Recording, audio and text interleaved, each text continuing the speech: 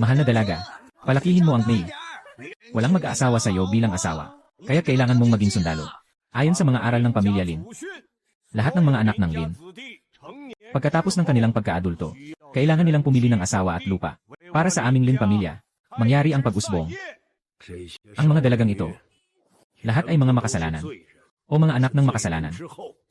Sa kanila, may mga nahuling dalagang banyaga, may mga anak ng mga tiwaling opisyal, may mga bilanggo at mga kriminal pagkatapos. Sino ang pinakasalan nila? Kaya't kailangan nilang pagsisihan ang mga babaeng ito sa kanilang mga kasalanan at bayaran ng utang. Tingnan niyong lahat. Si Lao Chen para sa lupa sa kanluran. Pumili ka pa ng isang 80 taong gulang na matanda. Hahaha. Lin Yun, bakit hindi ka pa gumagalaw?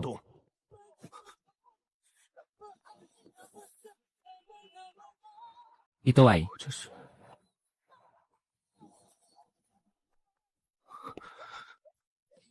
nakabiyahe sa panahon. Lin Yun, saan mo gustong pumili ng lupain? Bundok ng Baka. Ayon sa alaala ng orihinal na may-ari, ang bundok na ito ay puno ng pulang bato. Palaging may amoy ng nabubulok na itlog na umaabot. Kaya't walang kahit isang damo ang tumutubo. Isang ganap na disyerto. Gusto ko ang lupain na ito. Lanan, sigurado ka ba? Sigurado ako. Ay naku. Lin Yun, ang pinili mong lupain sakop. Baka Mountain. Ano? Baka Mountain. Yung disyerto. Nabaliw na siya. Walang tumutubo dito. Sa masamang lugar ng Baka. Hindi umabot ng 200 tael ang buwis taon-taon. Mukhang kailangan niyang magbayad ng utang habang buhay. Ayos na rin ito. Sa kahit papaano, yung masamang lupa ng Baka. Hindi na ito mapupunta sa atin. Hahaha. Lan. Basurang lupa. Lugar na pangit. Hahaha. Ang mga tao sa mundong ito ay nakagawa pa nga ng isang. Ang minahan na puno ng ginto ay tinatawag na basag na lupa. Yung buong lupa na may pulang bato ay talagang mataas ang puridad na hematite. At ang amoy sa hangin na parang amoy ng nabahong ngipin ay ang sulfur na kasama sa hematite. Sa kabutihang palad, hindi pa masyadong advanced ang teknolohiya sa paghuhulma ng bakal sa mundong ito. Kaya't sa kasalukuyan, walang tigil ang digmaan sa mga hangganan. Ang mga gamit na gawa sa bakal ay napakahalaga. Sa paggawa ng bakal sa mataas na horno, nang nag-aaral ako ng heolohiya, natutunan ko na. Ngayon ay nakakuha ako ng isang lupain na may iron ore. Hindi ba't parang nagbabaluktot lang ako para kumita? Ngayon, hindi na ako nag-aalala sa pera. Tungkol sa mga asawa ninyo. Huwag mo akong hawakan. Ay.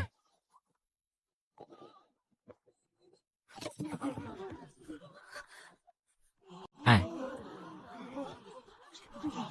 Ang babaeng ito talagang nasa hanay ng mga napipiling asawa ngayong taon.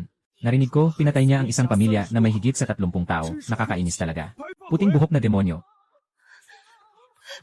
Pakiusap, piliin mo ako bilang asawa. Marunong akong gumawa ng bahay, marunong akong magtahi, ayokong mamatay. Sabi ko na, huwag mo akong hawakan. Lumayo ka. Sino ang gustong pakasalan ang isang aswang? Ayaw ko ng mahaba pang buhay. Sino ang hindi nakakaalam na sa dinastyang Daduan? Ang aswang ay itinuturing na malas. Sino mang mag-aasawa ng aswang?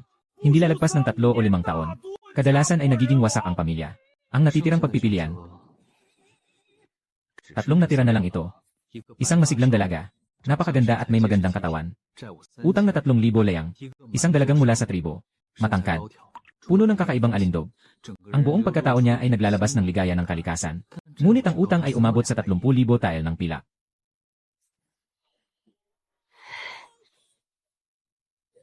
Mas gugustuhin kong mamatay. Hindi kailanman susuko.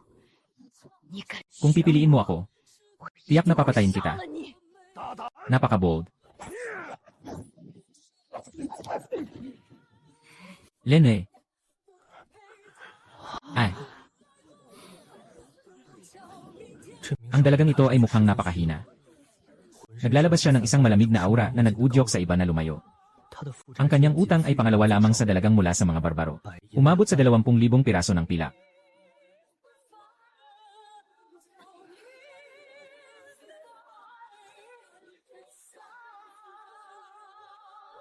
Lene. Pipiliin ko siya. Ay. Ano? Ano ang sinabi niya? Pumili siya ng babaeng iyon. Paano ito posible? Baliw ba siya? Una, pumili siya ng sirang lupa.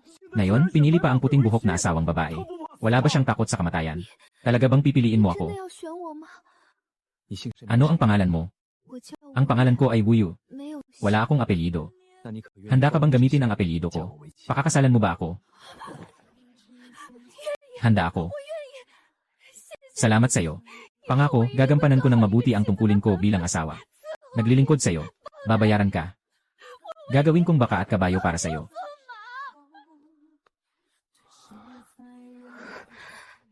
Ikaw ay pinakasalan ko. Hindi para maging baka at kabayo ko. Huwag nang ganito sa hinaharap.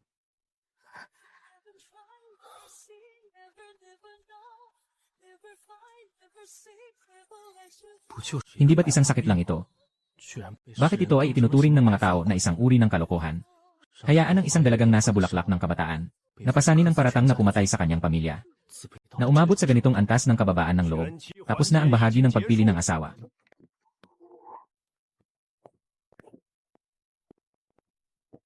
Ay, yung dalawang walang pumili. Malamang diretsyo nang dadalhin para sa parusa. Ano pa bang isipin? Ang pag-iwan sa mga barbaro ay delikado rin. Mas mabuting patay na sila agad. Sayang na. Ang ganda ng dalawang ito. Kung maganda, bakit hindi mo sila pinili?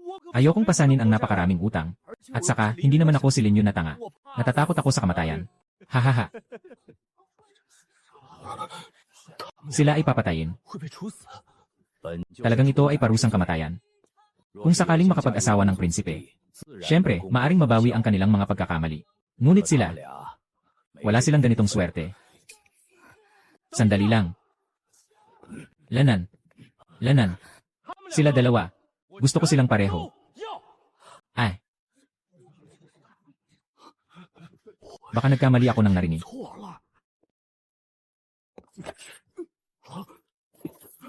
Ay. Wow. Ay. Mga ninuno sa itaas. Ako si Linyon. Nais kong pakasalan ang dalawang ito. Bilang pangalawang asawa. Linyon. Huwag kang magkalat. Ay. Mukhang handa na si Linyon na sumuko na lang. Ano bang halaga nito? Hindi ba niya iniisip na hindi na siya makakabayad? Hindi siya nag-aalala sa utang. Kapag marami na ang puto, hindi na ito makati. Sa tingin ko, talagang nababaliw na siya. Hahaha. Ninuno. Hindi ako nagbibiruan.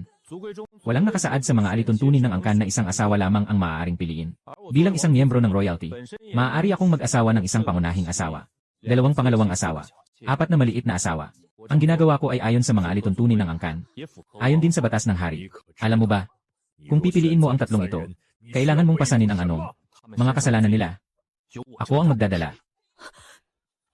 Ang kanilang mga utang, ako ang magbabayad. Lanan.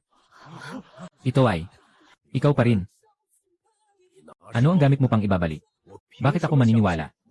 Kung hindi pa rin malinaw, ano ang gagawin? 3 taon ang takdang panahon. Ay. Kung hindi pa rin malinaw, handa akong ibalik ang teritoryo. Magpababa sa katayuan bilang mamamayan. CJ. Mga mayayamang angkan, dugo ng hari. Piliin ang asawa, ibigay ang teritoryo. Sinasabi lang maganda. Ang pangunahing layunin nito ay hindi ba? Upang supilin ang mga anak sa labas.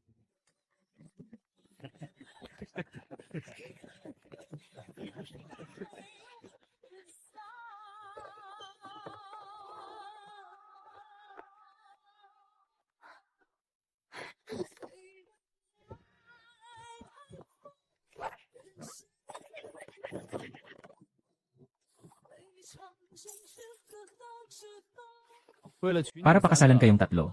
Ako'y nagdala ng 53,000 leang na utang. Hindi ko ito mababayaran sa loob ng 3 taon. Mababawi ang mga lupain. Maging karaniwang tao. Tiyak na magsisikap ako sa trabaho. Kahit na sa hinaharap ay talagang maibaba ako sa pagiging karaniwang tao. Sisikapin kong alagaan ka ng mabuti. Marunong akong magtahi. Makakakuha ako ng kita para suportahan ka.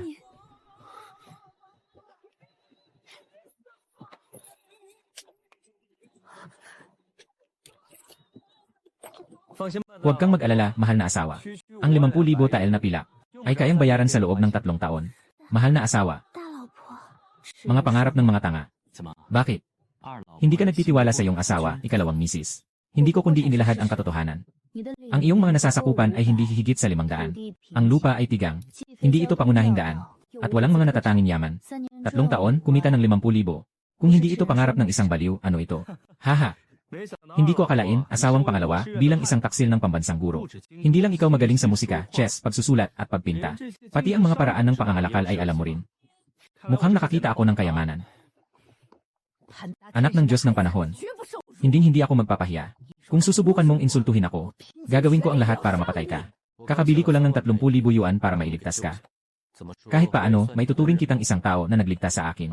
At kahit patayin mo ako, hindi ka makakatakas sa kamatayan. Ayaw ko ng ganitong laban hanggang kamatayan na hindi ko nais. Bakit hindi na lang tayo magkaayos? Asong kawatan sa silangan. Akala mo maniwala ako. Huwag kang magmamadali sa mura. Alam kong magaling ka sa laban. At kailangan ko lang ng isang tagapagtanggol. Isang taon lang. Pagkatapos ng isang taon, magpapadala ako ng liham ng paghihiwalay. Mababalik ka sa kalayaan. At maaari kong ipangako sa'yo. Sa taong ito, hanggat ayaw mo, tayo ay may pangalan na mag-asawa lamang. Walang tunay na pagsasama. Paano? Ako si Una. Sumpa ako sa pangalan ng Diyos ng langit ng Pandad. Handa akong tanggapin ang iyong kasunduan. Protektahan ang iyong kaligtasan. Sino ang maingay? Mga tulisan lang yan. Huwag kang matakot, Ginoo. Kahit na ikaw ay isang anak sa labas, hindi namin hahayaang mapanganib ka.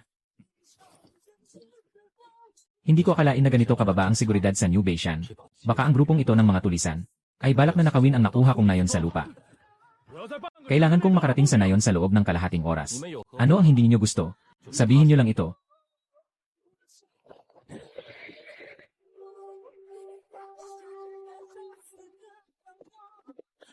Tumakas na. Dumating na ang mga tulisan. Sino pa ang magtatangkang tumakas? Sino man ang susubok, siya ang unang mamamatay. General, kakadating niyo lang noong nakaraang linggo. At kinuha niyo na ang lahat ng yaman ng aming New Bay Village. Pakiusap, General, pakiusap na huwag masyadong mabangis. Wala talaga kaming maibigay na pila. Matanda, ako rin ay sumusunod sa utos. Alam ko na hindi maganda ang buhay sa New Bay Village. Ngunit hindi ito kasalanan ko. Kung may dapat sisihin, iyon ay ang bagong pinuno na malapit ng umupo. Bagong pinuno. Dapat sana ay nakatanggap siya ng proteksyon mula sa prinsipe. Ngunit hindi siya nakatanggap ng anumang pabor, sa halip siya ay iniwan ng pamilya Lin. Pinabayaan at pinahirapan, kailanman ay hindi inisip ng pamilya Lin. Kung ikaw ay sa pilitang kukuha, kailangan lang nating makipaglaban hanggang sa huli. CJ.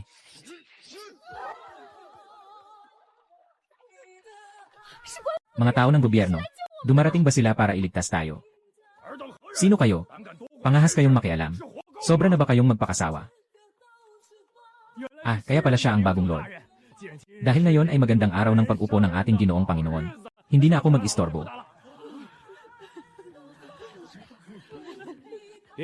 Ano bang tingin niyo sa aking lupain, Linyon? Basta na lang pumapasok. Basta na lang umaalis. Ano ang balak niya? Huwag kang masyadong mang-api. Matanda na ako. Ako ang bagong lakan ng pamilya Lin. Sabihin mo sa akin, anong ginawa nitong mga gago sa bakatuktok na nayon? Maraming salamat sa kabaitan ni Ginolin. Matutulungan mo kaming paalisin ang mga tulisan na ito. Lubos kaming nagpapasalamat. Hahaha. Ginolin. Mukhang hindi nila tatanggapin ang iyong magandang intensyon. Ngayon, maaari na tayong umalis, di ba? Patayin ang mga bastos na ito. Iwanan si Wang Wu. Pahiram ng mahabang baril. You.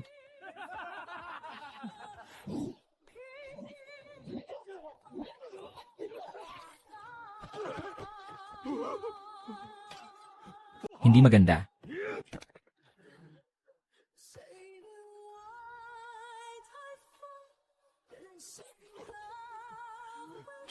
Alam mo ba kung bakit hindi kita pinatay?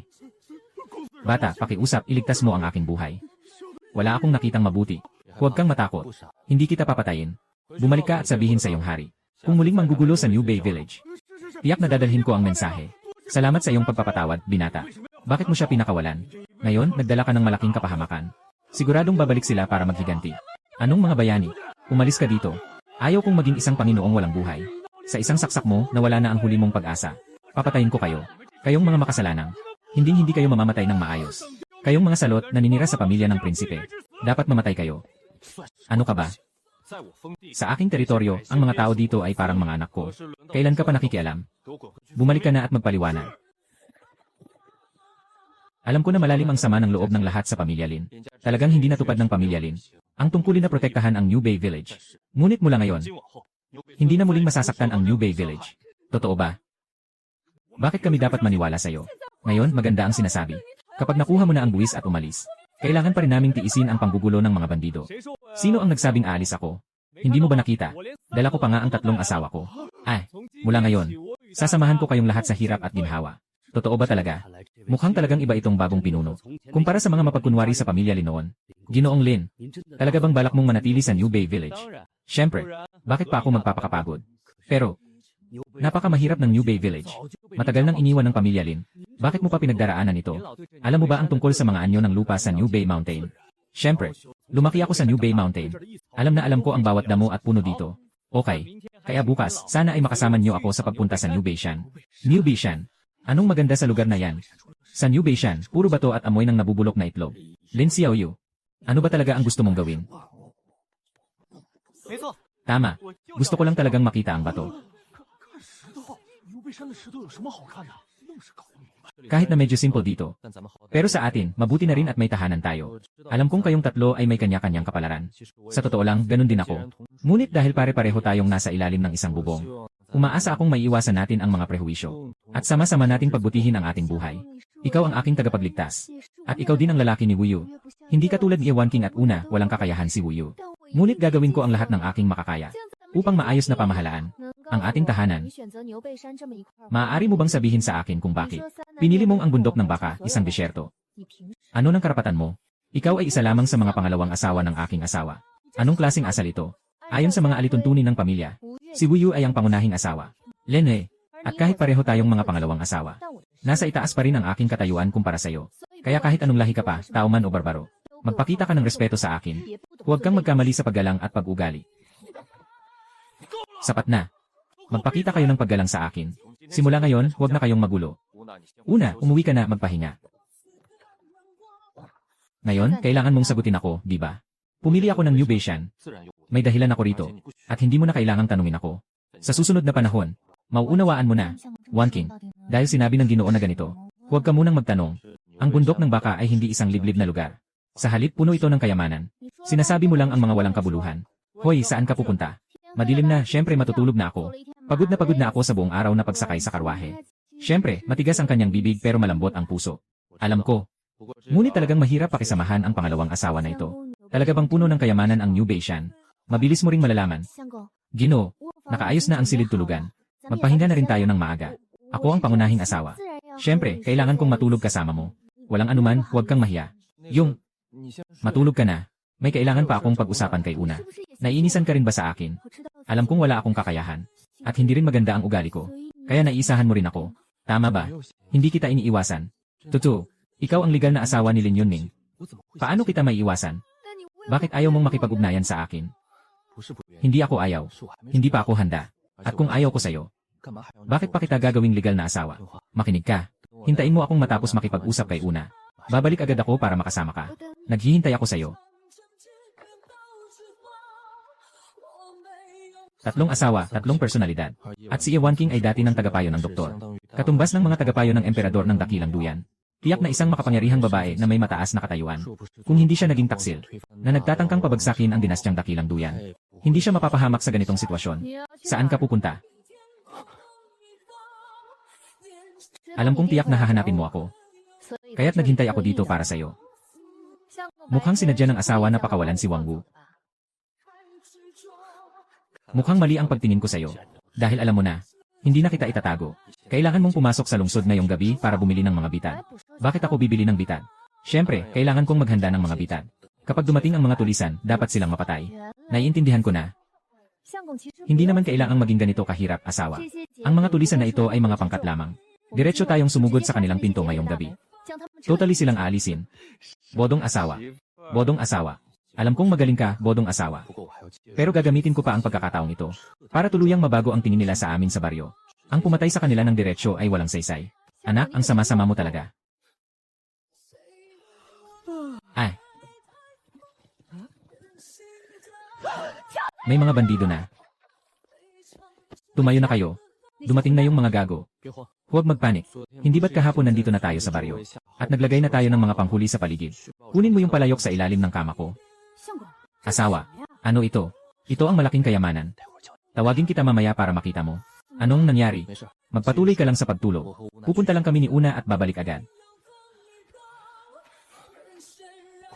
Tama nga ang hinala ko. Talagang may kakayahan si Ginoong Lin. Nakahanga ako. Kung hindi dahil sa naihanda kong bitag kagabi. Delikado sana tayo ngayon.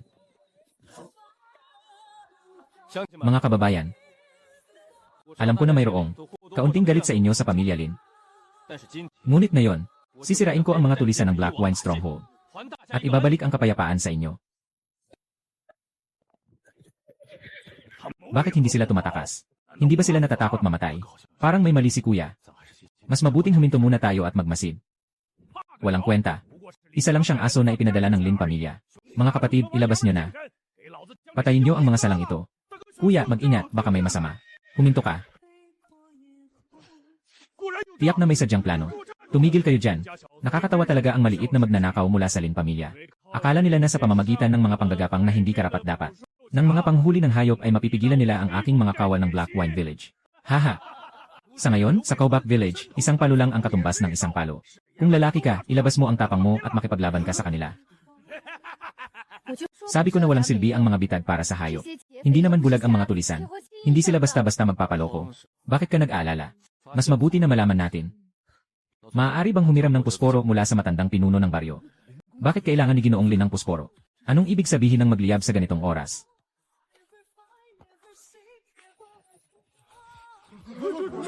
Ano ito? Hahaha. Ihagis mo ang malaking kayamanan na ito hanggat maaari. Sa tabi ng mga magnanakaw na ito. Mingzi. Grabe, parang nagbago ang takbo ng mundo.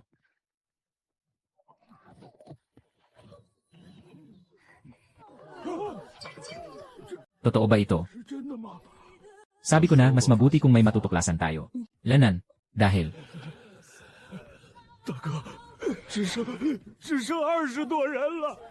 Ang galing. Talagang kahanga-hanga si Ginoong Lin. Malaki ang naging pagkatalo ng mga tulisan. Hindi na tayo kailangang matakot. Sabi ko na sa inyo, mauunawaan nila. Ginoong Lin, ikaw ang aming tagapagligtas talaga. Tumayo ka na agad. Walang kailangan mag-alala. Ako, si Lin, ay nangangakong gagawin ko ang lahat para mapabuti ang buhay nyo. Ikaw ang malaking tulong sa New Bay Village. Sinasabi ng matanda na sobra ang pasasalamat. Ito ang nararapat kong gawin. Asawa, hindi pa tapos ang laban. Huwag kang masyadong magalak ng maaga. Tama ka. Iwanan ko na sa iyo ang natitira. Laban lang. Ang nagpaparamdam sa akin ng halaga. Bakit kayong lahat ay nakatulala? Hindi nyo ba kayang patayin ang mga tao sa New Bay Village? Hindi na pwedeng pumunta. Bingi ka ba? Sumugod ka. Kuya, nakahalubilo ka na ba ng Batang Lin? Kuya, wala akong ginawa. Sumpa ako sa langit. Sinadya akong iligaw. Wang Wu, nakagawa ka ng malaking tagumpay sa pagkakataong ito. Sasamahan kita sa buhay. Magsimula ka ng umalis. Baka kasi masaktan ka mamaya. Huwag mong pakinggan ang sinasabi niya. Hindi ko pinabayaan ang Hefengzai. Bakit siya nagpasya na bigyan ka ng buhay? Kuya, sadyang pinupukaw niya ang alitan. Kahapon gusto niya akong patayin.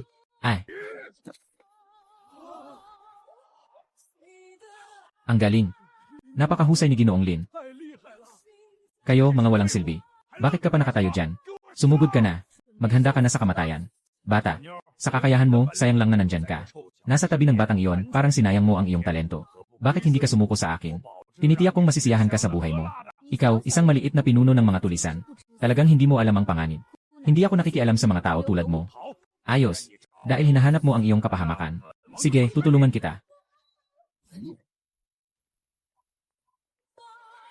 May lakas ka rin. Ngunit hindi ito sapat kumpara sa akin. Kulang pa ng kaunti. Ngayon, ako na ang susunod.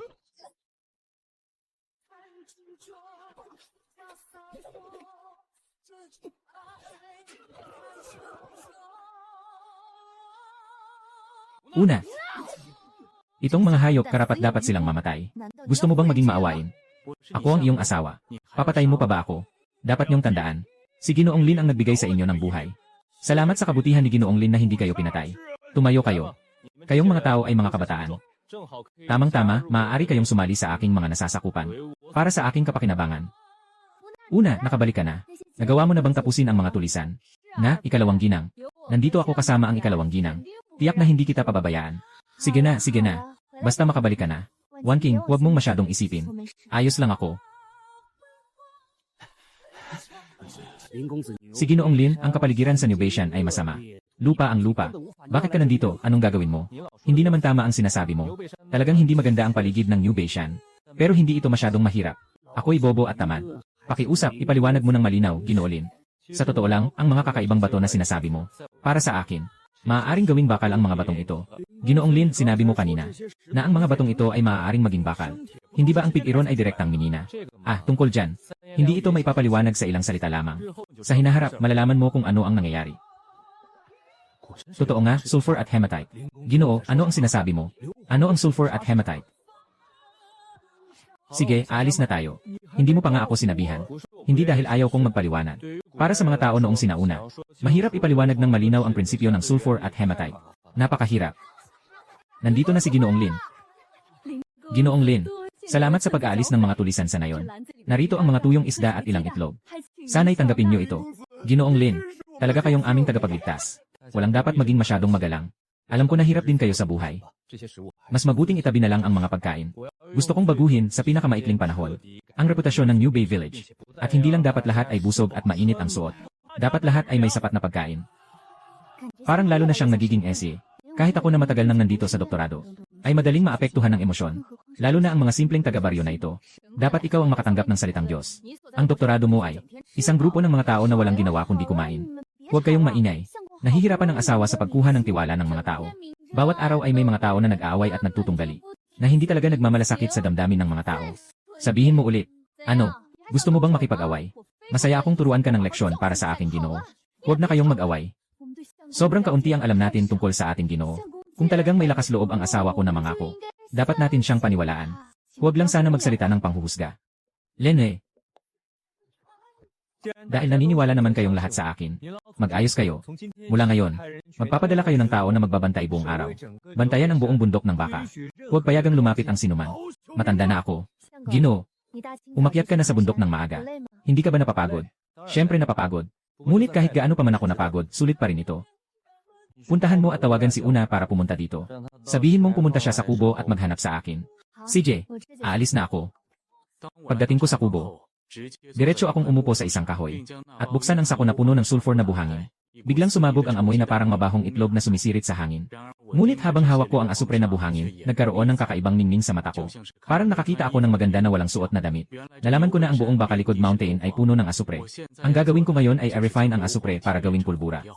Biglang binuksan ang pinto ng kahuyan mula sa labas. Pumasok si Nona. Nilingon niya ang hangin na nakakaamoy na nakakasuka at pinawis. Nang makita ang mabahong putik sa ilalim ng paa ko, tanong niya, itong mabahong buhangin ay galing sa bundok ng mga baka na kinuha mo kanina. Ano ang balak mong gawin dito? Ngumiti ako ng bahagya at iniunat ang dalawang daliri upang mag-utos. Pumunta ka at tumulong sa akin na maghanap ng tuyong panggatong. At pagkatapos ay mangolekta ng ilang mga simbolo ng manok at pato mula sa ibang mga taga-baryo. Manghiram ka ng isang malaking itim na kawali, may kailangan ako dito. Ang mga materyales para sa paggawa ng pulbura ay asupre, uling, at salitre. Ngayon ay mayroon na tayong asupre. Madaling makuha ang uling. Ang kulang na lang ay nitrato. Sa kabutihang palad, mayroon pa akong alaala mula sa nakaraang buhay. Alam kong sa mga nakatambak na dumi maaari makuha ang nitrato. Nang marinig ni Una ang sinasabi ko, napanganga siya. Nabigla at nagsabi, ano ba talaga ang plano mo? Yung paghahanap ng kahoy, naiintindihan ko. Ngunit kailangan mo ring mangolekta ng mga simbolo ng swerte mula sa manok at pato. Nagugutom ka ba? Gusto mo bang kumain ng dumi? Agad akong nagbigay sa kanya ng 2 mata. Anong sinasabi mo? Ikaw ang kumakain ng dumi. Ngayon, hindi ko na maipaliwanag sa iyo ng maayos. Mabilis, gawin mo ang sinabi ko. Ako si Una sa hukbo ng mga barbaro. Isa rin akong kilalang tao sa lugar na yon. Paano ko magagawa ang ganitong mababa at nakakadiring bagay? Kung kailangan mo ng dumi, hanapin mo na lang ito. O kaya't maaari kang gumawa ng sarili mo. Dahil dito, ako'y nahihiya at umubo ng bahagya. Talagang nahihirapan ka na. Magsimula ka na sa pag-aayos ng kahoy at ng malaking kawali. Ako na ang bahala sa dumi. Si Una ay mabilis na tumango, tila natatakot na ako'y magbago ng isip. Tila tumatakbo akong umalis sa bodega. At dahan-dahan akong tumayo. Paglabas ko sa bodega, sinalubong ko si Ewan King. Ginoo, bakit namumula ang mukha ni Una? Hindi ba't may nangyari sa inyo sa bodega kanina? Hindi masyadong makapagsalita ng tuwid si Ewan King. Sa wakas, siya ay isang dalagang may pinag-aralan. Ito ang unang pagkakataon na makita ang karaniwang matatag na si Una na ganito. Nang marinig ko ang sinabi niya, nahihiya akong kinuskos ang aking ulo. Anong kahihiyan, nandito tayo sa bodega? Ganoon ba ako kabastos? Tumingin si Ewan King at tila hindi pa rin naniniwala. Bilang isang babae, huwag kang maging ganyan kabastos. Magpahinga ka ng maayos sa mga susunod na araw. Baka sa ilang araw, dalhin kita para gumawa ng ilang bagay. Pagkatapos kong magsalita, lumingon ako at umalis. At si Iwan King ay curious na pumasok sa kahuyan. Bigla siyang tinabig ng amoy ng maalat na itlog. Hindi makapaniwala, tinitigan niya ako habang naglalaho ang direksyon. Dito, umalis ako sa bahay at pumunta sa bahay ng matandang kapitan. Nang tiningnan ko ang matandang nakangiti at nagsasalita, ipinaliwanag niya ang dahilan. Para akong tumakbo pabalik sa bahay. Pagdating ko sa bahay, nakita ko na si Una ay naghanda na ng kahoy at malaking kaldero. Dito, agad na lumapit si Lin Wuyo at nagtanong, "Ginoo, narinig ko kay ni Ana na kailangan mo ng mga palatandaan ng manok at pato. Ano ba ang balak mo? Huwag na kayong magtanong, tingnan na lang ang resulta sa kalaunan." Ayaw ko nang magpaliwanag pa. Sa totoo lang, hindi naman ako makakausap ng mga tao sa mundong ito. Sa mga sandaling iyon, may narinig na katok sa labas. Agad akong lumabas upang buksan ang pinto. Nakita ko ang dalawang taga-baryo na may hawak na kahoy na pangsalok ng isang balde ng mabango, na may kakaibang ekspresyon sa kanilang mukha. Patuloy akong umiti at sinabi, "Salamat sa inyong pagod, tulungan niyo akong dalhin ito sa bodega." Kasunod na lumabas ang tatlong babae, na may mga mukha ng pagdududa at umiwas ng malayo. Pagkatapos ay inutusan ko ang dalawa. Pakiusap, ibuhos ang balde ng maswerteng bagay sa kawali. Parehong hindi nagsasalita ang dalawang taga na yon, nakatago ang sama ng loob. Sa totoo lang, gusto ko ring sumuka. Pero para makuha ang salitre, napilitan akong gumamit ng ganitong paraan. At di nagtagal.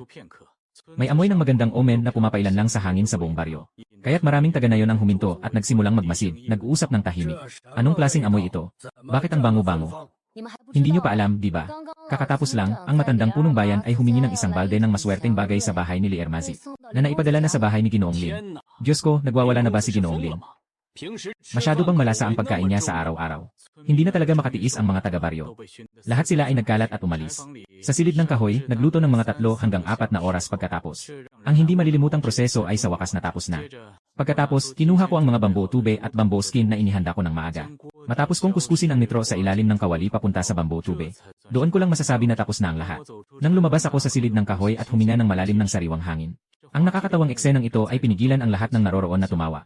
Agad na umatras si Wan King at nagreklamo, "Lumayo ka sa akin." Sabay nilang umatras sina Una at Lin Wuyo. Magpapasiklab ako ng malaking mata. Hindi ko akalain na magiging magkakatulad ang tatlong babae ngayon.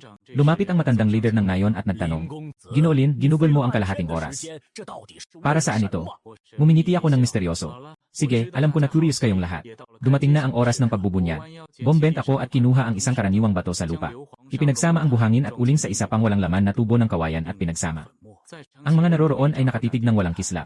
Lalo na sina Wan King at Una. Sila ay mga babae sa kanilang mga larangan na itinuturing na mga leader. Kaya't napakalakas ng kanilang pagnanais na matuto. Matapos gawin ang lahat, huminga ako ng malalim at naglabas ng maruming hangin. Hindi ba lagi kayong nagtatanong kung ano ang nagawa ko buong maghapon? Ngayon na ang pagkakataon para patunayan ang milagro. Sabi ko na, lahat ay agad na umatras ng ilang metro. Makikita mong bahagyang hinihila ko, sumabog ang apoy mula sa pusporo. At nilalapit sa pulang sinulid, sizzle. Isang alon ng mga sparks ang sumabog. Agad kong itinapon ang tubo ng kawayan papunta sa sulok ng pader, 5 metro ang layo. Sumigaw siya. Isang palaso na bumubuta sa ulap, libu-libong hukbo ang magsasama-sama. Pagkatapos ay may isang malakas na tunog na umuugong. Huwag sabihin itong tahanan. Maging ang buong New Bay Village ay nayanig.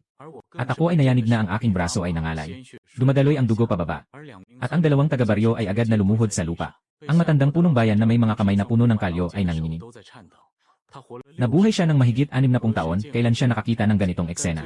Ngunit ang pinakanagulat ay ang tatlong asawang ito. Kahit na si Lin Wuyo ay hindi gaanong nakakaintindi. Alam niya kung ano ang ibig sabihin ng pagsabog kanina. At sina Wan King at Una ay may mga mata na kumikislap na nakatingin sa akin. Parang nakakita sila ng masarap na pagkain. At ang masiglang si Bina ay biglang tumalon sa aking mga bisig. Bilang isang mandirigma na nakaranas na ng digmaan, alam niya na ang pagsabog na yon ay kung gagamitin sa laban, ay tiyak na napakalakas. "Asawa, ang galing mo talaga. Ano ang tawag dito na yung naimbento? Masakit, Una, bumaba ka na. Sugat na ang aking kanang braso." Sa sandaling tumalon siya, parang naputol na. Hindi ko napigilan ang pag-ungol. Dito lang napansin ni Una na may mali. Agad siyang tumalon pababa. Nang makita niyang may dugo pang tumutulo mula sa aking pulso, siyang nagulat. Noong mga panahong iyon, si Lin Wuyo at Wan King ay lumapit din na may mga mukha ng pag-aalala. "Asawa, kumusta ka na?" Pagkatapos ay kumuha si Lin Wuyo ng panyo at pinunasan ang dugo sa kamay ko. Ako naman ay nakangiti ng may pagdadalamhati. Sa tingin ko ay na-dislocate ang buto, konting sugat lang sa balat. "Huwag kang mag-alala. Hindi na ba kayo manghiya sa amoy ko ngayon?" Ang dalawang babae ay bahagyang namula ang mukha. Si Wan King ay mahinahon na nagtanong, "Ginoo, talaga bang ikaw ang nakagawa ng mga bagay na pwedeng sumabog kanina?" Sabi ko na may inis. "Bakit? Nakakita ka na ba ng iba na gumagamit?" "Hindi iyon ang ibig kong sabihin. Sabihin mo na sa akin kung ano talaga ito. Bakit ito napakalakas?" Habang tinitingnan ang mukha ni Wan King na puno ng pagkabahala, hindi ko maiwasang magpatawa. "Ito ay isang malaking kayamanan, gusto mo ba?" Nagsasalita si Yawan King ng isang salita at nagpapatuloy.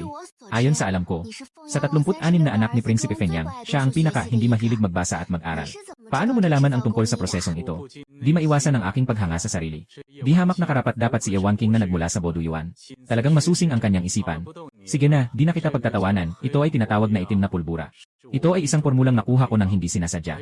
Maaari ba akong bumalik muna para bandage ang sugat ko bago kita ipaliwanag? Agad na lumapit si Lin Wuyu at seryosong sinabi. Wan Qing, huwag ka nang magtanong ng marami. Hindi mo ba nakikita na nasugatan ang iyong asawa? Nang iniisip kong talagang si Wuyu ay ang pinakamaganda. Napansin ko sa aking peripheral vision si Ina na nakatayo sa lugar na yon na may luha sa kanyang mga mata. Agad kong naisip kung ano ang nangyayari. Agad na nagkunwari ng sakit. Birdie, halika tulungan mo ako, sobrang sugat ko na.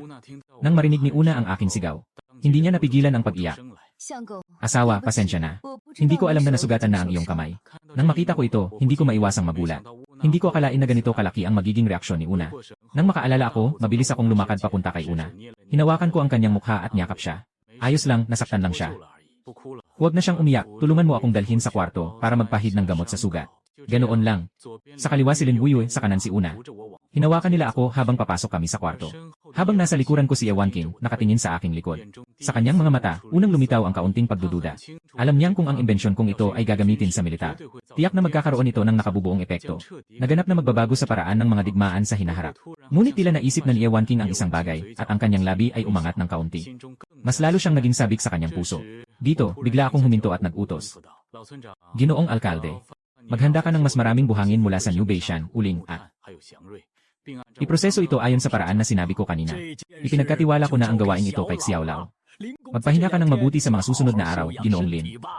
Bagaman hindi alam ng matandang punong baryo kung ano ang ibig sabihin ng pagsabog. Alam naman niyang maari niyang protektahan ang kaligtasan ng New Bay Village. Pinipigilan ko ang sakit sa aking kanang braso at pilit na ngumiti. Hindi ko hahayaan na magtrabaho ang lahat. Pakisabi sa mga taga-baryo, ang sinumang makikilahok sa paggawa ay makakatanggap ng 100 wen bawat araw. Ngayon, huwag nang sabihin nagulat ang matandang punong baryo at 2 taga-baryo. Pati na rin ang 3 babae ay nagulat. Matandang punong baryo na may saya. Ginoong Lin, totoo ba ang sinasabi mo? Sumagot ako na may ngiti. Siyempre, totoo ito, kailan ba kita niloko? Sige, kung sinabi ni Ginoong Lin ito, ay ako na ang bahala sa bagay na ito. Agad akong bumalik sa sala. At tinulungan akong maupo. Habang mainat na binibinda ni Lin Wuyu ang sugat, si Lin ay mainat na nagbinda ng sugat. Napakadelikado ng sitwasyon ng asawa ngayon. Kung mas malakas pa ang pagsabog, baka hindi mo na mapanatili ang braso mong ito. Sabi ko na may ngiti sa labi. Unang eksperimento. Hindi may iwasang hindi ito maging tama. Kapag handa na ang mga taga-nayon sa mga materyales, ayusin ko ulit ito. Dito nagtanong si Una. Gino, talaga bang balak mong magbigay ng 10 tael ng pilak sa mga taga-baryo araw-araw? Binigyan ka na ng Lin pamilya ng 100 tael. Kakaunti na lang ang natira. Pumasok din si Yawan King at tumango bilang pagsang-ayon. Tama, talagang mayaman ka sa loob. Isang salita mo, bawat tao ay may 100 wen bawat araw. Alam mo ba kung gaano karaming manggagawa ang mayroon sa baryo? Tumingin ako sa 2 babae at ngumiti. Ayos, sa wakas alam ko na ang mag-alala para sa aking asawa. Kailangan ko bang magpalakpak at magdiwang? Yene, nakakahiya naman na nakakatawa ka pa. Namumula ang mukha ni Yawan King. Hindi siya makatingin sa iyong magandang mga mata. Ngunit si Una ay hindi ganoon kamagalang. Hindi ba't marami na akong inaalala para sa iyo? Talagang nakakalungkot ang mga salitang ito ng aking asawa. Ako'y walang magawa at agad na sumagot. Sige na, mali ang nasabi ko, tama na ba? Sa oras na yon, si Yawan King ay bumalik sa pagiging seryoso. Nang may pag-asa rin sa puso. Asawa, magseryoso tayo. Paano mo ba talaga balak kumita? Nag-isip ako sandali at nagsabi. Sabi nga sa kasabihan, kapag may malakas na pagsabog, may yaman na darating. Kung gusto mong kumita ng mabilis, natural na kailangan mong makipaglaban. Numingiti si Yawan King ng maliwanag. Hindi kaya planong ialay ng duke ang itim na pulbura sa pamilya Lin. Totoo, magandang ideya yon. Baka masaya si Prince Fenyang. Kaya baka mapawalang sala niya lahat ng utang natin. Nakangiti ako ng mapang-uyam. Anong iniisip mo? Paano ko magagawa ang ganyang kabubuhan na pumatay ng manok para lang sa itlog? Ang gusto ko ay pangmatagalang kita, hindi yung panandalian. Anong ibig sabihin ng asawa ko na madaliang kita sa jera? Nauna pang nagsalita si Nona. Ang tanga-tanga mo talaga, sasabihin ko na sa inyo. Kapag nagmarcha at nakipagdigma, kung saan ka makarating, doon ka makakakuha. Madali lang kumita ng pera, diba? Nabalitaan ni Yawan King ang pang-insulto ni Nona. Biglang napatingin at gustong sumugod. Pero sa oras na yon, tumango ako at sabi, tama ka, pero kalahati lang ang nasabi mo. Hindi ako nagsasabi na wala akong pera. Pero may prinsipyo ako. Ayokong kunin ang pera ng mga ordinaryong tao. At ayokong gumawa ng panlilinlang o panloloob. Una na kasi mangot. Paano tayo makakakuha ng pera? Hindi ko napigilan ang isang nakakaaliw ng ngiti. Sa paligid ng bundok New Bay, may 500 milya. Tiyak na marami pang mga pugad ng mga bandido tulad ng Hefengzai. Mga salot na ito, nagnanakaw sila sa iba. Kaya't maaari rin tayong magnakaw sa kanila. Nakita ni Yawan King ang sinabi at lumiwanag ang kanyang mga mata, pumuri siya. Talagang kakaiba ang iyong pag-isip, Ginoo. Ang itim na kumakain ng itim ay talagang walang kita. Pero naisip mo na ba ang hinaharap? Hindi maaring patuloy tayong suportahan ng mga tulisan dito. Mawawalan din ito ng laman balang araw. Naibandage ko na ang sugat ko dito. Tumayo ako at nag-ehersisyo ng kaunti, saka sinabi. Hintayin nating makakain tayo ng mabuti. Nagkaroon na ng sariling kapangyarihan. Ano sa tingin mo ang mangyayari sa akin sa hinaharap?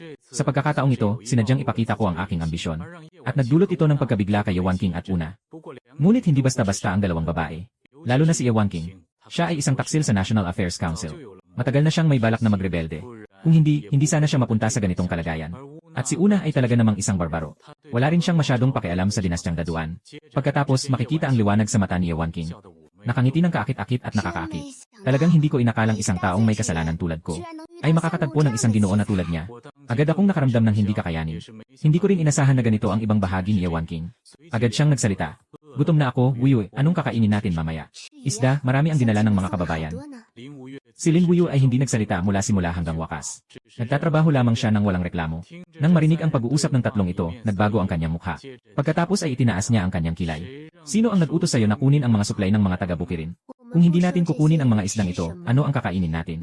Maghihintay na lang ba tayo sa hangin? Isang salita mula kay Lin Wuyu, agad akong nawalan ng boses. Agad akong tumayo at hinaplos ang kanyang buhok. Parang humihingi ako ng tawad sa mga sinabi ko kanina. At sa mga sandaling iyon, bahagyang umiti si Lin Wuyu. Parang isang masunuring asawa. Bigla akong nagkaroon ng ilusyon. Bakit parang ang aking malaking asawa ay hindi basta-basta? Pagkatapos ay mariin kong inalog ang aking ulo. Tumingin ako kay Una at mahinang sinabi. Una, pumunta ka sa bayan at bumili ng ilang pagkain. Naiintindihan, ngayon ako na ang tagadala. Matapos magreklamo, umalis si Una. Sa kabilang panig, abala ang buong New Bay Village. Bawat tahanan ay puno ng masayang kapalaran. Dahil kumikita sila ng 100 wen sa isang araw. Huwag nang pag-usapan ang masayang kapalaran ng pagluluto ng manok at pato. Kahit isang balde ng masayang kapalaran sa isang araw ay walang problema. At ngayon, ang mga taga New Bay Village ay nag-uusap tungkol sa naunang pagsabog. Lalo na sa mahirap na paglalarawan ng dalawang taga-Bukirin. Malapit na akong maging kalahating Diyos. Lumipas na ang 2 araw. Tinitignan ang mga ginawa kong ilang piraso ng simpleng malaking kayamanan. Naisip ko, Yawan King, bukas sumama ka sa akin. Subukan natin ang epekto sa pugad ng mga bandido.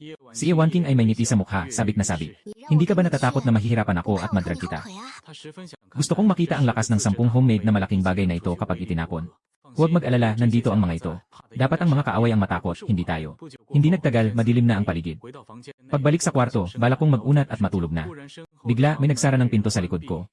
Nang lumingon ako, nakita ko si Lin Wuyu na nakatayo sa pintuan na may mahiyain na mukha. Kailan ko na lamang nakita ang ganitong tukso? Dumura nang hindi sinasadyang umuubo. Anong gagawin mo? Ginoo, ano sa palagay mo? Mahal, mag-usap tayo ng maayos. Iyan, marami tayong oras ngayong gabi para mag-usap. Pero ngayon, ikaw ay akin lamang. Sa oras na ito, nasa loob pa ako ng bahay ng Panginoon, natutulog pa ako. Habang si Lin Wuyu ay nakataas ang kanyang leg, seryosong nakatingin sa akin. Punong-puno ng kaligayahan ang mata. Pagkatapos ay itinaas ang kamay, hinahaplos ang mukha ko gamit ang mahahabang buhok. Ngumiti si Lin Wuyu ng mapangiti. Bahagyang nagbuntong hininga ako, biglang bumukas ang mata. Maganda ba ang pagtulog mo kagabi, asawa? Napailing ako ng may pagod. Wuyu, talagang binuksan mo ang aking mga mata. Yeah. Lin Wuyu nangigising na may malutong na tinig. Anong sinasabi mong kalokohan? Ano ang nakapagpapalawak ng iyong paningin? Matapos mong pakinggan, nakangisi ako ng masama. Hindi mo naaalala, sige, tutulungan kitang balikan ang alaala. Sa pagkakataong iyon, biglang may malakas na katok sa pintuan sa labas. Buksan mo na, buksan mo na. Anong oras na, bakit hindi pa kayo bumangon? Ano bang ginagawa niyo dyan sa loob? Simula nang malaman ni Yawan King na dadalhin ko siya sa labas para sa isang bagay ngayon. Hindi siya nakatulog ng maayos kagabi. Ngayon, nang makita ko, hindi pa rin siya bumangon. Agad siyang nagalit. Naramdaman ko ang pagkadismaya. Diretso kong binuksan ang pinto at sinabi ng may inis. Anong kinakatok mo, nag-abang ka ba ng kaluluwa? Si Yawan King ay nagalit na nakakunot ang noo, inabot ang leeg para tingnan ang loob ng kwarto. Ngunit nakita lamang niya ang kama na natatakpan ng kurtina. Nagmamalaki siyang nagsabi. Ako nga ang nag-abang ng kaluluwa. Anong oras na, bakit hindi ka pa bumangon? Nag-rolling eyes ako. Umabot ako ng madaling araw kagabi, anong masama kung matulog pa ako ng kaunti? Mukhang ayaw mong iwan ang lambing, ano? Ngunit nilapit ko ang mukha ko sa kanyang tainga at pilyang sinabi. Tama, ayaw ko talagang iwan ang lambing, nainggit ka pa. Biglang namula ang mukha ni Yawan King at takot na umatras agad. Pwede bang maging seryoso ka naman? Lumabas na rin si Lin Wuyu nakatawa ng nakahiya. Maghahanda na ako ng almusal. Agad na hinawakan ni Yawan King siya at nakasimangot na nagsabi. Talaga namang may karanasan ng ate, mahusay na paraan. Hindi nakapagtataka na ang asawa ay natutulog ng huli. Nabahala si Lin Wuyu namumula ang mukha at umalis. Pagdating sa sala, si Una na kumakain ay nakatingin sa akin ng may pagkamangha. Bigla siyang nagtanong, Asawa, saan ka pupunta mamaya kasama si Yawan King? Pupunta sa madilim na usapan, pero kailangan munang magtanong. Ilang mga tulisan pa ang nandito sa loob ng 500 milya ng bundok New Bay. Maaari ba akong isama ng Ginoo? Tumingin ako sa kanya at umiling. Mas mabuti pang manatili ka na lang sa bahay, hindi pwedeng walang proteksyon ang New Bay Village. Kahit na nandyan ka, makakaasa ako. Ano bang kailangan protektahan sa New Bay Village? Sobrang hirap na nga. Bukod dito, nawasak na ang Heifeng Zai, tiyak na walang darating na manggugulo. Kahit wala ka, kailangan mong manatili. Para sa akin, ang mga taga-nayon na ito ang pinakamahalagang yaman. At kailangan ko ring protektahan ang itim na pulbura na ginawa ko kagabi. Ito ang susi sa mga plano namin sa susunod. Paano kung makatagpo ka ng panganib sa labas? May malaking sandata ako pang depensa, walang makakalaban sa akin. Magpahinga ka na lang sa bahay at hintayin ang magandang balita mula sa akin. Sa pagkakataong iyon, hininto ni Yawan King ang pagkain gamit ang chopsticks at direktang pinutol kami. Tapos na ba? Kapag tapos na, magtrabaho na tayo. Huwag kang magpakaromantik buong araw. Pagkasabi niya nito, tumayo siya at umalis. Siyempre, naramdaman ni Una. Alam ni Yawan King na nagagalit siya sa kanya. Ngunit akala ni Una siya ang pinapatamaan. Nagalit siya at sinabi, "Hey, anong klaseng asalto? Wala kang pakialam sa usapan namin ng asawa ko." Bigla akong nahirapan, iniwan ang mga chopstick at tumakbo palabas. "Bakit ka nagiging ganito? Baka naman naiinggit ka." Hindi naman ako kahoy. Siyempre, nararamdaman ko ang emosyon ng batang ito. Biglang huminto si Yawan King at nag-rolling eyes. "Sino ang nagiging ganito? Sino ang naiinggit? Akala mo sino ka?" Gusto ko lang sanang ipaalala sa'yo kung gusto mo ng romansa. Kailangan munang maghintay hanggang mabayaran ang lahat ng utang. Ngumiti ako ng may pang-aasar at lumapit sa kanya. Akala ko ay may pag-asa ako pero tama naman. Ikaw, si Yawan King, ay dating tagapayo ng Konseho ng Estado. Mataas ang iyong katayuan. Siyempre, hindi mo ako bibigyang halaga bilang isang anak ng pamilya Lin na itinaboy. Huwag kang mahula sa aking isip, tanungin kita. Kanina, sinabi mong gusto mong alamin ang tungkol sa pugad ng mga tulisan sa paligid ng New Baishan na may radius na 500 milya. Saan ka pupunta para magtanong? Nakalimutan mo na. Nahuli natin ang mahigit 20 tulisan mula sa Heifeng Zai. Siguradong alam nila ang sitwasyon sa paligid ng New Baishan sa loob ng 500 milya. Pagkatapos kong sabihin yon, mauuna na ako. Pumunta ako sa piitan ng mga tulisan. Dumating ako sa harap ng kulungan. Agad na lumapit ang mga bihag. Nakaluhod ang lahat sa likod ng kulungan. Ginoong Lin, talagang tapat kaming sumusunod. Naway bigyan niyo kami ng isang pagkakataon. Tama, tapat kaming naglilingkod. Nakikinig sa mga panawagan ng mga tao. Tumango ako ng may kasiyahan. Itinuro ko ang isang kabataang mukhang maayos sa loob ng kulungan at nagtanong, "Ano ang pangalan mo?" Agad na tumayo ang binata at nagsalita. "Ako po si Zheng Yuli, nakilala ko po ang Ginoo." "Gaano mo kakilala ang paligid ng buwan ng baka sa loob ng 500 milya? Ano-ano pang mga puwersa ang katulad ng Heifeng Zai?" Nagtaka si Zheng Yuli at sumagot. "Narinig ko po si Ginoong Song na nabanggit ito minsan. Sa loob ng 50 milya mula sa nayon ng baka. May isang puwersa na tinatawag na Golden Alliance." Pagkatapos ay ipinagpatuloy ko ang pagsasalita. "Zheng Yuli, punta ka at magdala ng 100. Pagkatapos mong makabalik ng ligtas, ang mga kasama mo ay sakupin mo na rin. Tandaan, huwag kang makipaglaro sa akin." Nang marinig iyon ni Zheng Yuli, biglang siyang napaluhod sa lupa. Agad siyang nagsalita. "Ako ay handang magdala ng daan para kay Ginoong Lin." Pagkatapos, dinala ko si Yawan King at Zheng Yuli at umalis kami sa nayon. Diretso sa lokasyon ng Golden Alliance. Nagtaka ang mga taga New Bay Village nang malaman nilang pupunta ako upang sugurin ang mga bandido. Hindi nila alam kung bakit ko ito ginagawa. Siyempre, alam din ng mga taga nayon. Natiyak na may dala akong maraming mga malalakas na pampasabog. Sa mga bagay na ito, walang problema sa kaligtasan. Sa buong daan, tahimik na tahimik si Yawan King. Tinitignan ang tanawin sa paligid. Natila siya ay relaxed at masaya. Samantalang si Zheng Yuli ay puno ng pag-aalala, handa nang magtanong. Nakita niya akong may hawak na panggala at itinuturo ang bundok sa malayo. "Ito ba ang lugar na sinabi mo dati?" Tumingin si Zheng Yuli sa paligid at tumango. "Tama. Ang pugad ng Golden Alliance ay nasa isang linya ng langit sa gitna ng Jinshanao. Magaling si Ginoong Lin sa pagtingin. Tama na ang daldal mo, dalhin mo ako agad sa linya ng langit." Naramdaman ni Zheng Yuli na ako ay nagiging seryoso. At hindi na siya nagtanong pa. Agad siyang umakyat at nagbigay ng daan. Ngayon ay nasa daan tayo patungo sa bundok. Kahit na hindi naman matarik ang bundok na ito. Pero ang kabayo ko ay napakahirap yanak. At sa panahong iyon, nagtatanong si Yawan King, "Ginoo, hindi mo ba balak dito ay trigger ang malaking bagay?" Tumango ako. "Manatili ka dito at hintayin ang aking senyales mamaya. Kapag narinig mo ang ikalawang tunog ng malaking bagay, sunugin mo ang fuse." "Sige, Ginoo. Sigurado ka bang ang planong ito ay makakapatay sa lahat ng mga bandido?" "Sino ang nagsabi na kailangan kong patayin ang lahat ng mga bandido?" Pagkatapos sabihin ito, hindi na naghintay si Yawan King na magtanong pa. Bumaba ako mula sa kabayo. Kinuha ko ang 2 bag mula sa likod ng kabayo. Nang makarating sa isang makitid na bahagi, tumingin ako. Sa ibaba, sa humigit kumulang 100 metro, isang grupo ng mga matitipunong lalaki na may gintong mga sombrero ay abala sa pag-inom at pagkain ng karne. Napakainit ng atmosfera. Walang kaalam-alam ang lahat ng mga holdapper sa itaas. Umiti ako ng malamig. Diretso kong inilagay ang 2 pakete sa magkabilang panig ng linya. Ang layunin ko ay hindi patayin ang lahat ng Holdaper, kundi ang nakawin ang kanilang kayamanan. At pagkatapos ay palakihin ang aking kapangyarihan. Matapos gawin ang lahat ng ito, dinala ko si Zheng Yuli pababa ng bundok. Hawak ni Wan Qing ang pulbura na iniwan ko sa kanya, may ngiti ng pagkapait sa mukha. Hindi ko akalain na isang araw ay makikilahok ako sa pagsugpo sa mga bandido. At sa oras na lumapit ako sa pasukan ng isang linya ng langit, isang bantay ng Golden Alliance na may hawak na mahabang baril, ay biglang sumulpot at sumigaw. Bastos, sino ang may lakas ng loob na sumugod sa aming Golden Alliance? Wala akong gana makipag-usap sa kanya. Isang galaw ng kamay, si Zheng Yuli ay agad na humugot ng kanyang espada at lumapit. 3 galaw at napatay na siya. At hindi ko man lang siya tiningnan. Bumaba ako ng may dangal. Pumunta sa kailaliman ng pugad ng mga tulisan. Habang ako ay naglalakad papasok, dinig ko ang masayang tawanan mula sa loob. At ang iyak ng mga babae. Sa totoo lang, hindi ko kinamumuhian ang mga tulisan, handa akong maging isa sa kanila. Ang patunay na ang taong ito ay may tapang ay isang uri ng karakter. Ngunit kung mga api ng mga babae, dapat siyang mamatay. Maaaring masama ang tao, ngunit hindi dapat siya walang hangganan. Sa wakas ay nakalampas sa makitid na daan sa bundok. Ang tumambad sa aking paningin ay daan-daang malalaking lalaki na may gintong korona sa kanilang mga ulo. Ilang babae na halatang mga taga-bukirin. Nakadamit ng hindi maayos at tahimik na umiiyak. Nagsasandal sa isa't isa, puno ng kawalang pag-asa ang kanilang mga mata. Sa oras na yon, hindi sinasadyang natumba ng aking paa ang walang laman na bote ng alak. Ang hindi kaaya-ayang tunog ay agad na nagpasigla sa lahat. Sila ay mga takas na buhay. Mga tao na sanay sa panganib. Kahit na sila ilasing na lasing, mayroon pa rin silang kaunting pag-ina. Noong mga sandaling iyon, isang malaking lalaki ang sumigaw. Sino ka? Sino ang may lakas ng loob na pumasok sa aking Golden Alliance? Sabi ko nang may pang-asa. Si Lin Baobao mula sa New Bay Village. Tama nga. Nang marinig ng mga bandido ng Golden Alliance ang pangalang Lin Baobao, lahat sila'y napahina ng malamig. Sa mga oras na yon, biglang may narinig na malakas na sigaw mula sa malayo. Ikaw ba yung bagong pinuno ng Lin family na pumatay sa Black Wine Village dati? Napailing ako at nagsabi ng may pang-insulto. Mukhang kilala ka talaga. Ikaw ba ang leader ng Golden Alliance, si Luyong? Tumango ang isang matandang lalaki. Ginoo Lin, ang Golden Alliance namin ay walang alitan sa New Bay Village. Hindi ko alam kung ano ang pakay mo sa pagpunta dito ngayon. Sa narinig ko, hindi ako mapigilang tumawa ng malamig. Kung sasabihin kong nandito ako para manghold up, hindi ko alam kung maniniwala si Ginoong Liu. Biglang naguluhan si Ginoong Liu, at ang mga bandido ng Golden Alliance ay nagtawanan ng malakas. Nakangiti si Ginoong Liu.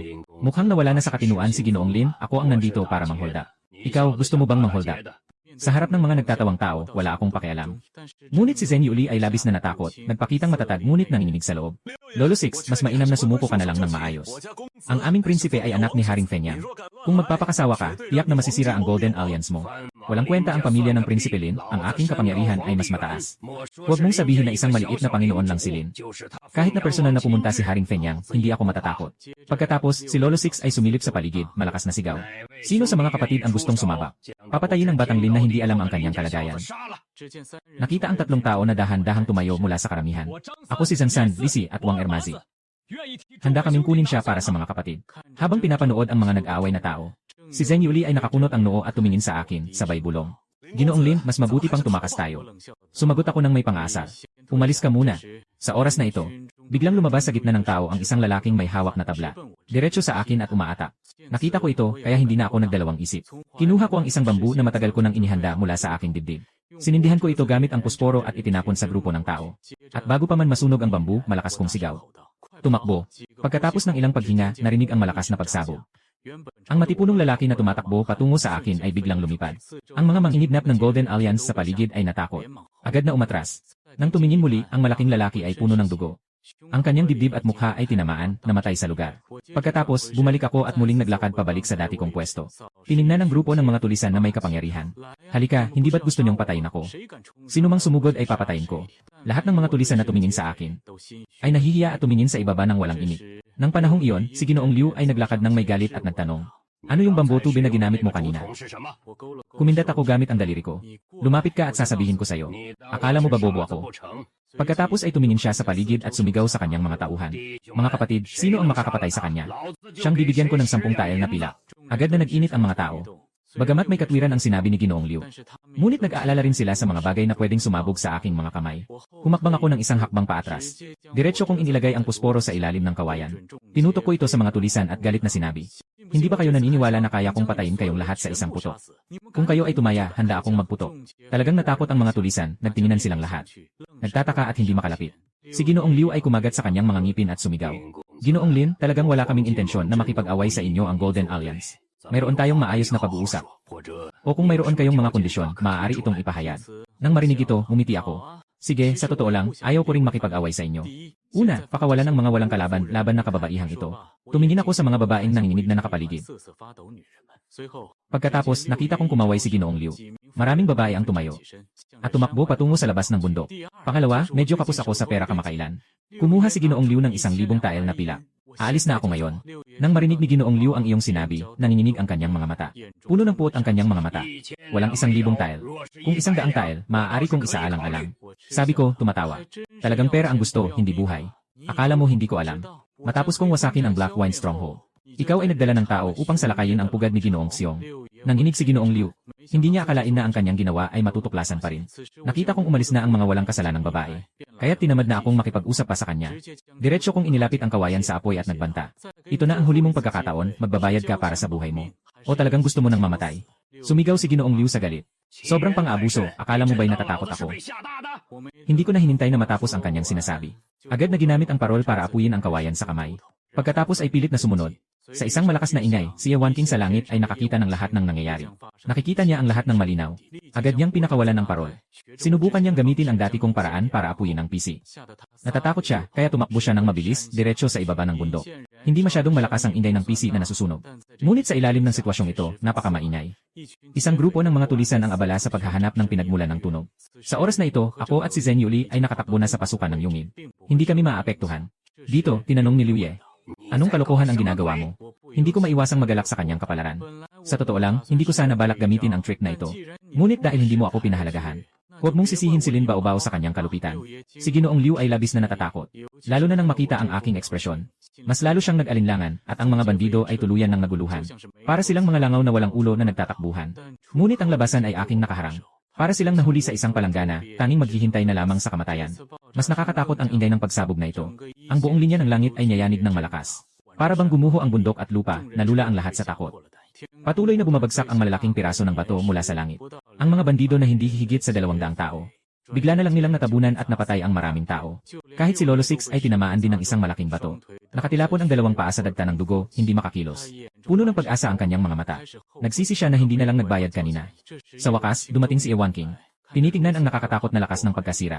Nang hihikab na sabi, Ginoo, ang 2 pakete na ito na sumabog ay sobrang lakas. Pumihit ako ng bahagya at hinampas ang noo niya. May pagmamahal na sabi. Ayos, mabilis tumakbo. Si Ewan King ay biglang namula. Cute na ginamit ang 2 kamay para takpan ang noo. Huwag kang maliitin ang iba. Hindi ko siya pinansin at diretsong lumapit kay Liu Ye.